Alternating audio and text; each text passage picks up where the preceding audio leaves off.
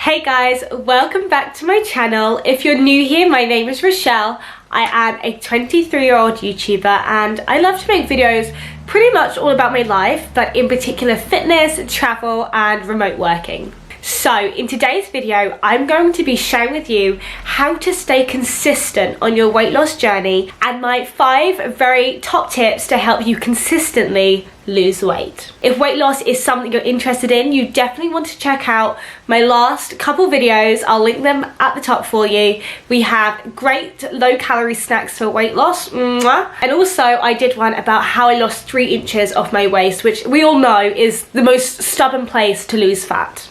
Here are my 5 top tips for you to stay consistent on your weight loss journey. So number 1, straight off the bat, have an accountability partner. For me, my 2 sisters are my accountability partners and I always check in with them. Hey, what did you eat today? You know, did you stay under your calories? We share great weight loss tips, great exercises that we've been loving. And so we all kind of keep each other in check whilst also kind of discussing, you know, the highs and the lows. Today I felt a bit or, you know, I really wanted a Domino's, so I had a Domino's, but I kind of ate too much. I'm not going to do that again.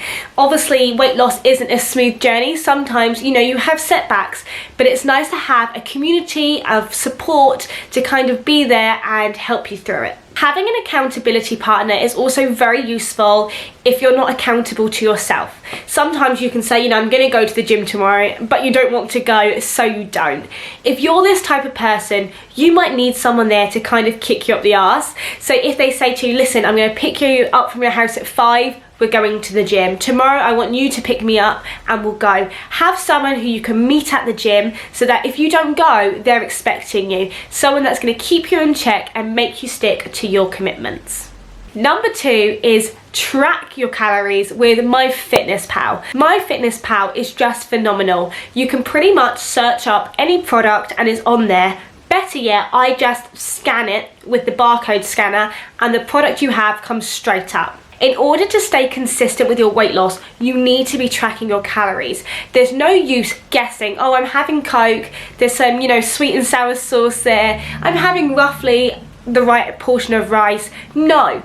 Not to be rude, but clearly you don't know the right portion if you're trying to lose weight. So don't try and think that you know everything and you can eyeball. You need to track using MyFitnessPal. I mean, there's other apps out there too, but MyFitnessPal is just like the holy grail. Obviously, you don't want to be tracking for the whole of your life, I understand that. But once you've been tracking for a significant amount of time, you're losing weight and you feel confident with your decisions, then you don't need to track. But right off the bat, yes, you need to track because obviously eyeballing isn't working for you. I don't know if that's like harsh, but do you know what I mean? If you're trying to lose weight, you're obviously not eating the right things. So how can you trust yourself to choose the right portion sizes if you're not losing weight? You know, you're obviously not doing something right. I'm just hitting you with the cold, hard facts. So yes, to stay consistent, track your calories and monitor that shit every day. Tip number 3, change your perspective of food. Don't think of food as something bad, something good, as a chore to do. No. All food is great. I mean, food tastes wonderful, food is enjoyable, like food is fun. Appreciate your food, but just know balance. Having a chocolate bar isn't bad. Going to Domino's isn't bad. You know, eating a takeaway isn't bad. It only becomes bad when you're eating a takeaway every day, every other day, 3 times a week. That's when you're shifting the balance of health, you know, to enjoyment. You might eat something because you enjoy it, but it doesn't necessarily mean it's nourishing your body and is healthy for you. So change your mindset of food. If you want to eat a Domino's, go for it. Just write it in your MyFitnessPal first and know, okay, if I still want to lose weight whilst eating Domino's, yes, it's possible. I just need to have 3 slices. I can't have more than 3 slices. And you've got to say to yourself, okay, normally I would have the whole pizza, which might be 6 slices. I want to eat Domino's and I want to lose weight. So will I eat the 6 slices and just be the same as I've always been and, you know, kind of be unhappy? Or will I eat the Domino's but only eat 3 slices and kind of satiate that craving but also feel good in myself knowing that I'm still gonna lose weight. It's obviously a balance you have to make up in your head, but the main thing is food isn't bad. Really, it's just your decisions that are. I think as well, when you associate food with good or bad, you can bring about feelings of shame. So you might eat too much pizza and feel guilty and feel like, oh my god, I'm so bad, I've ruined my whole diet, I'm giving up, I'm never doing this again. No, food isn't bad. Get rid of that guilt. Just think, okay, whew, I ate a bit too much today, I definitely went over my calories, but still log it. This is something I found helpful. Even if I know, okay, I've eaten 3 cupcakes, I'm way off my track, I still track it just to see how much did I go over by.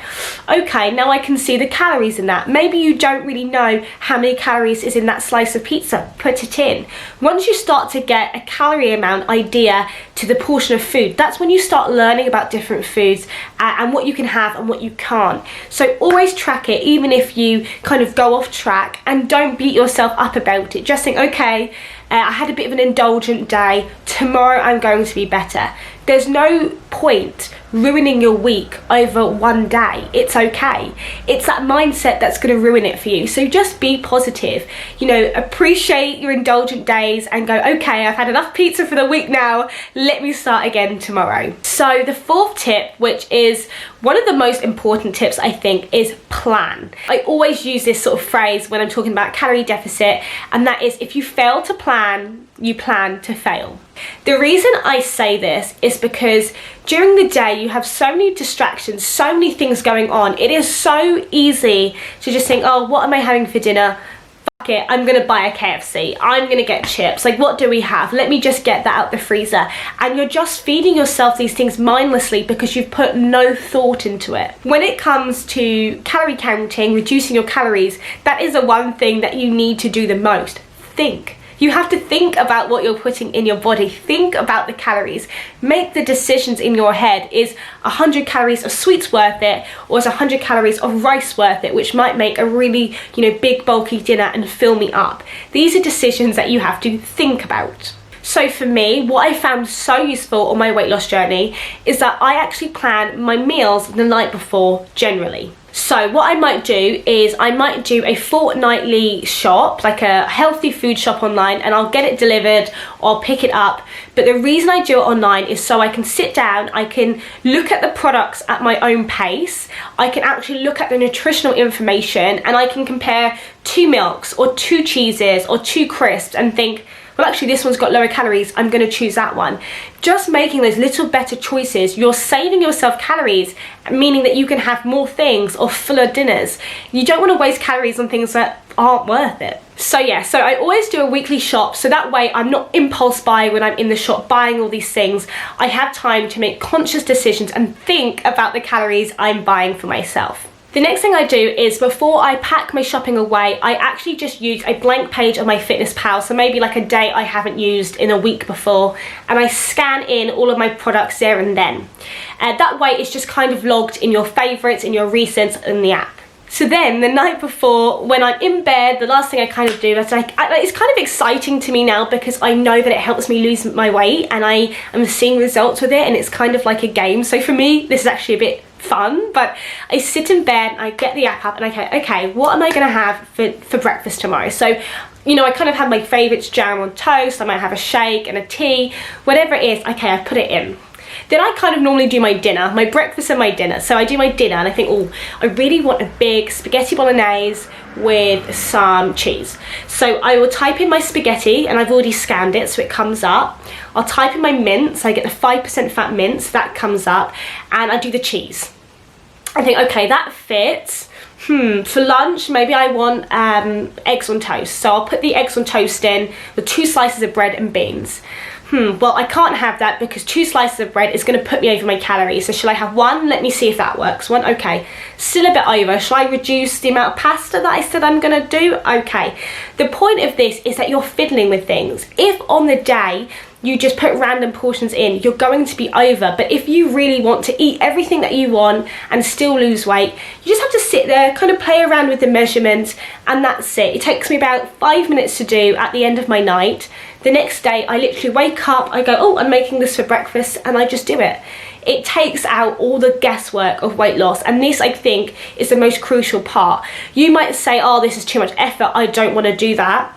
But how badly do you want to lose weight? Because this has been integral to my weight loss. I mean, I have scales in my kitchen, I weigh out my jam, I weigh out my spaghetti, I weigh out my things. I know it sounds crazy, but I'm losing weight every single week consistently, and I will keep doing this until I feel confident that I can just chuck it in and go. But for now, I still have some more weight to lose, so I'm being consistent and, you know, I'm being strict. I want to add as well, planning is really important if you're going on nights out or you're going to restaurants. This is especially crucial if you are going to be drinking a lot, because alcohol has a lot of calories. So if you know that you want to drink a whole bottle of wine, or 3 glasses or 2 glasses, put that in first and then work your food around it, or whatever your priorities are. Maybe you want more food, you can have 1 less glass of wine. But always just plan. It just means that when I go out for dinner with my friend, I will feel accomplished knowing that I can still enjoy everything I want and lose weight. Like, my last tip for staying consistent is take measurements. Sometimes the scales can be a bit deceiving. We might lose a lot of weight at first, and that might be water weight. We might not lose any weight because we're gaining muscle, or maybe we're adding weight because we're adding more muscle. So sometimes the scales can be a bit deceiving. That's why it's always great to take measurements. You can, you know, measure with a tape measure and write down your statistics. That's how I know I lost 3 inches off my waist. Or even something my sisters are doing, where they get a piece of string, they put it around their waist and they cut it. So they will cut the piece of string at their stomach, and then when they put it back round the next time, they'll go, oh, this doubles over a bit more. Oh, look, it stretches even more. And that's like a really fun way to visually see how much weight you've lost, because obviously you can see how much you were at your biggest, then smaller, then smaller, then smaller. Measurements don't lie, and there's always a fun way to visualize your weight loss. So that's it, guys. I really hope you've enjoyed this video and found it useful. These are things that have 100% worked for me and helped me lose 3 inches off my waist. So I'm so glad that I can make this video and share it with you guys. If you've enjoyed this video and want to see more content like this, please give me a thumbs up. It means the world. Comment down below what your fitness and health goals are. And don't forget to hit that subscribe button and that little bell. I produce 2 new videos every single week, and I wouldn't want you to miss any. So I've lost my voice now. Guys, I'm talking so much. Thank you guys for watching. Love you lots. See you next time. Bye.